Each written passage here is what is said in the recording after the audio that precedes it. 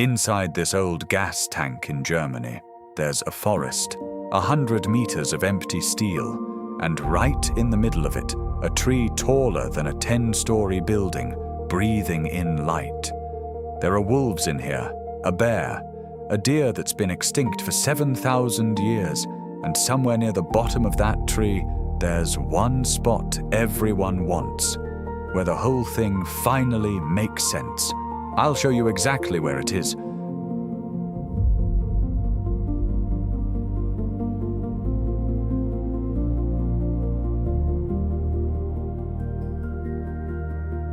Hey everyone, welcome back to Life in Moments. Today I'm taking you inside the Gasometer in Oberhausen, a 100-meter gas tank from Germany's industrial past, now the tallest exhibition hall in Europe.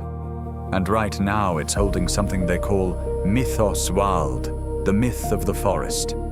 It's part science, part cathedral, part something I don't have a word for yet. I'll keep the practical stuff. Tickets, times, the one thing I'd do differently for the end, so we don't waste the light. But before we go near that tree, you have to understand what kind of room they put it in, because the room is half the story. For almost 70 years, this thing stored gas, industrial gas, for the steelworks that built this whole region.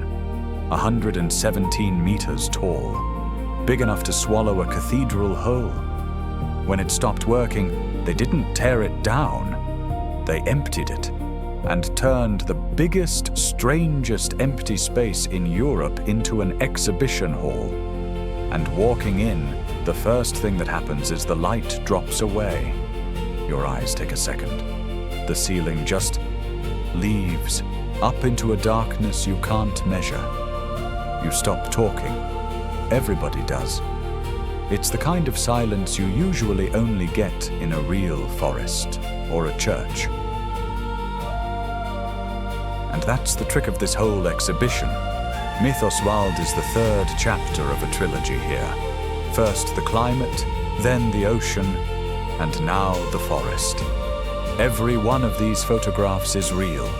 No AI, not one frame. Just the world, exactly as it is, hung in the dark like something sacred. And then you turn a corner, and you see it for the first time. The thing everyone came for. It's already glowing before you're ready for it. They call it simply the tree.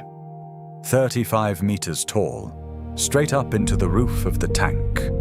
It's the largest indoor light sculpture in the world, built by Ars Electronica, the people who've spent decades turning technology into art. But standing under it, none of those numbers are what you feel. What you feel is that it's alive. The light doesn't just sit there. It rises.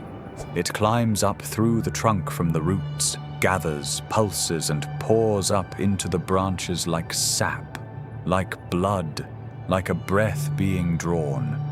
Blue, then green, then a warm gold. Then it stills and starts again. And there are stairs where people just sit. No one's rushing, no one's talking. Strangers side by side, watching a tree made of light change its mind about what color to be. It sounds simple when I say it out loud. It is not simple when you're standing there.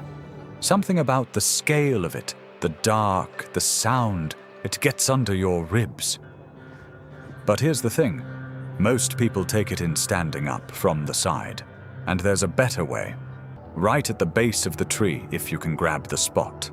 It's the best seat in the whole place, and it's usually taken for a reason. Down on the exhibition floor, the forest comes at you as photographs, but not the way you've seen photographs before. They're huge, hung from the ceiling like banners, lit from within, so the colors almost hurt. Giant sequoias from California, the largest trees on Earth, with a tiny person at the bottom, just so you can believe the size. The strange dragon trees of Socotra, shaped like open umbrellas against the sky. And the biggest flower in the world, red and heavy, resting alone on the forest floor. Then it goes the other way, down to the smallest things. A springtail, a tiny insect from the forest floor, beside a glowing slime mold, blown up so big it fills a whole wall. A hidden world you'd normally walk right over, and two young raccoons peeking out of a hole in a tree that just make you smile. Then two jaguars on a fallen log, teeth bared, frozen in the middle of a snarl at each other. And between the pictures, the animals themselves. Not photos. Them, a fox, wild boar, a lynx, caught mid-stretch, an owl with those huge, black, unforgivable eyes, and a brown bear lying down, so still and so real you lower your voice as you pass, like you might wake it. And then there's the deer, a real skeleton, the giant deer, extinct for around 7,000 years, with antlers over 3 meters wide. Not a model, the actual bones standing in the dark.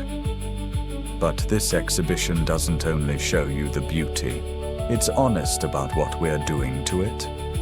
There's an image I couldn't walk away from. Elephants crossing a stripped, burned hillside where a rainforest used to be, now a palm oil plantation. In a single year, we lost almost 7 million hectares of untouched rainforest. There's an interactive screen here that shows it from space, the green going out like a light, year after year. And there's a whole wall of black and white photographs by Sebastião Salgado, one of the greatest photographers who ever lived, who passed away just this year. On the ground floor, there's a dark room. Low light, benches, big soft bean bags on the floor. You lie down, and they play you the sound of the world waking up. It's called Global Sunrise. A sound artist recorded dawn in forests across 5 continents. Real birds, real wind, real morning. And here it moves all around you, above you, behind you. Full surround. You feel the noise of the day drain out of you. It's the kind of rest you didn't know you needed until someone hands it to you. There's a little cafe here too, and a shop, if you want to sit with a coffee before you go back up. And when you finally get up from that beanbag, there's one more thing waiting. Because this tank doesn't just go up on the inside. You can stand on the very top of it and see the whole region from above. A few honest things before we go up top. Quick, so I'm not reading a list at you. Tickets are €14 for adults, 11 reduced, and there's a family ticket if you're bringing kids. It's open Tuesday to Sunday, 10 to 6. But the last tickets sell at 5:30, and they start clearing the roof at 5:45, so don't arrive late and expect the view. And one heads up nobody warns you about. This is a steel tank, and in the colder months it is not heated. It's the same temperature inside as outside. Bring a jacket. You'll be standing still, staring upward, for longer than you think. And the tip I promised, the real one, it's free. The beanbag spot's right at the base of the tree, looking straight up. That's the best view in the building, which is exactly why they're usually full. If one opens up, don't hesitate. That's the shot. That's the memory. Everything else, exact prices, how to get there, the best time of day to go. I've put on a page on my site, so I'm not turning this into a guidebook. Scan the code on screen or grab the link in the description. It's all there whenever you're ready to plan your own visit.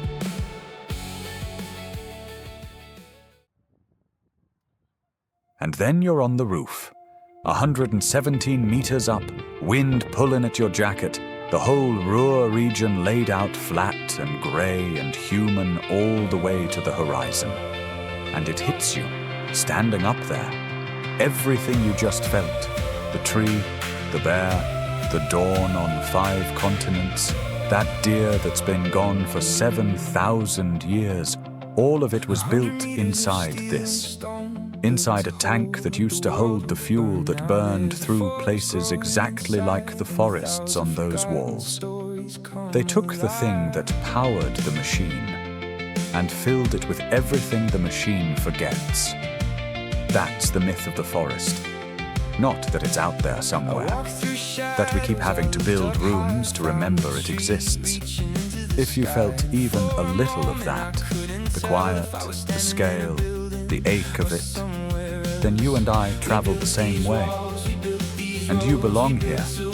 Subscribe, come with me. There's a whole world left out there to feel together. And I promise you, it's better when we feel it slowly. I'll see you in the next one.